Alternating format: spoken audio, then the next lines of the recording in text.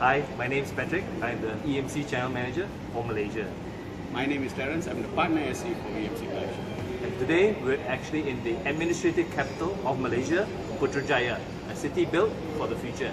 You know what, Patrick? Right? Built for the future. That is what we need to be doing for our customers, right? Really, right? So, if I remember correctly, late December, we keep on publishing a white paper on how customers need to look at their infrastructure and choose the correct storage architecture to deliver the future data center, electronic data center. Yes, exactly. So we had the evolution of all-flash arrays, Terence.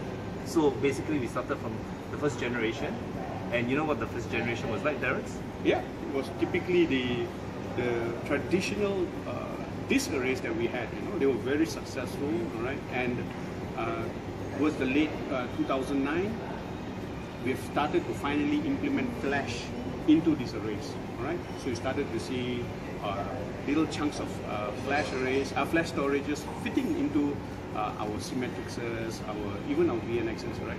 So typically they were meant for single application workloads. They were expensive, so you would not have gone into the entire array, but it suited their purpose well, but kind of like hit certain limits in terms of scalability and also application of data services.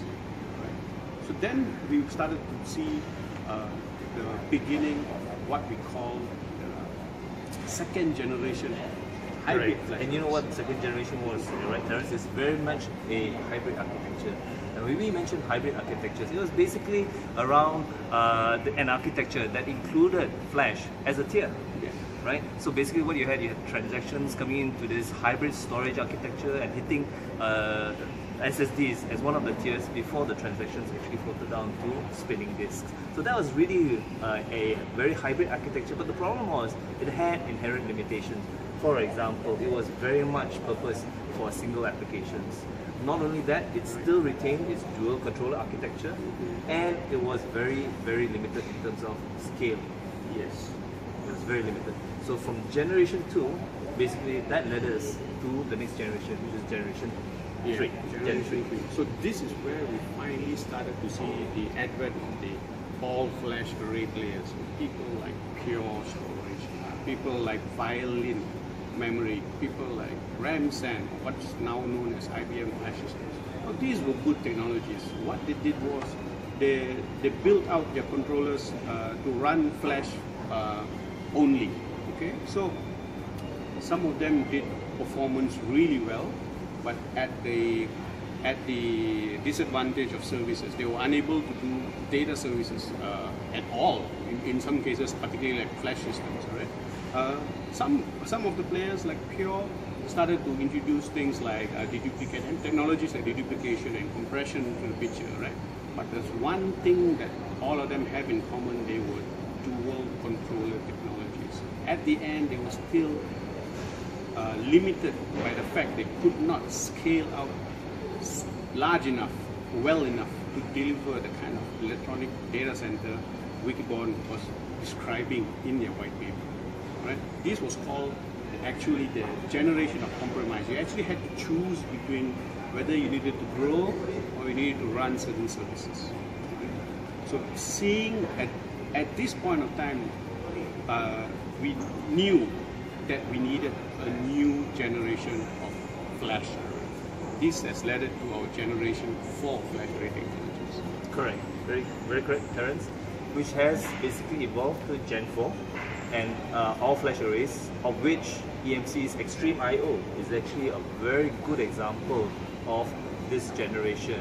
And one of the very key aspects of this generation Gen 4 of all flash arrays, it actually has to share 4 aspects. Right, Terence? One of the key things that, and based on the Wikibon article, one of the very key things is scalability. And it's not just about scale up, which all the other vendors are doing, it's about scale out. The ability to scale out with performance and obviously not impacting any kind of performance. That's number 1. Number 2 is basically consistent performance, consistent latency. That is being able to deliver 1 millisecond or less response times to very intensive application workloads like OLTP, for example. Number 3 is basically around advanced snapshot technology.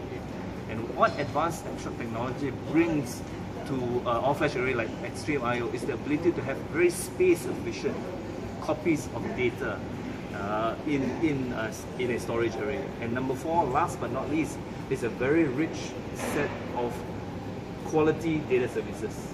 Data services such as compression, deduplication, encryption, and data protection. That's all the hallmarks. All these 4 areas are hallmarks of an extremely efficient all-flash array, of which EMC XtremIO. Wouldn't you agree, Terence? Completely agree with that.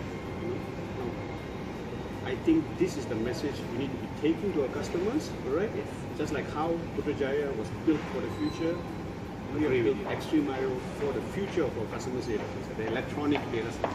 Let's take this message to them. You're right, Terence. We have to go and take this message to the street and tell our customers right now. Right now. Right now. Let's go. Let's go. Power, storage, the cluster, the scale-up cluster just keeps getting faster and faster. What does it give you? What does that give you? It gives you performance. Right? It gives you performance. It gives you advanced